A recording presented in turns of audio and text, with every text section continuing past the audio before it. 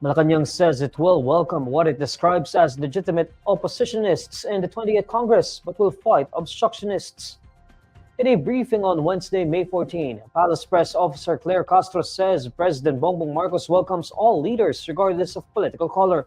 Vice President Sara Duterte earlier vowed to build a powerful opposition against the Marcos administration as partial results of the 2025 elections come in. For its part, Castro says the administration hopes for the presence of the opposition who will fight what she describes as obstructionists. So anumang kulay yan, wini-welcome po talaga ng Pangulo na makaisa ang bawat leaders natin para tugunan kung ano man ang problema at magbigyang solusyon ang pangangailangan ng mga kababayan natin. At inaasahan din po ng administrasyon ang presensya ng lehitimong oppositionist. Pero lalabanan po ang mga obstructionist na nagtatago sa pangalan ng oppositionist. Mga obstructionist na maaaring pansarili lamang ang kanilang ilalaban.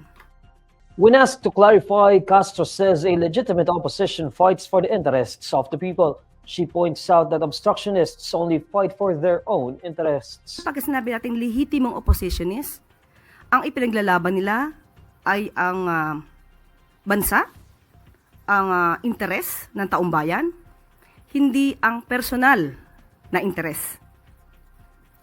Obstructionist, walang gagawin, kundi manira, walang makikitang maganda sa ginagawa ng gobyerno, at ang sariling interes lamang ang gustong palagawin. Kung gagawa man sila ng fake news, kung ano-ano mang mga balita o ano-ano mang mga statement na maaari makasira sa gobyerno ng walang basihan, ito po ay ating tutugunan kagad. Marcos on Tuesday, May 13, extended his hand of cooperation to the winners of the 2025 elections.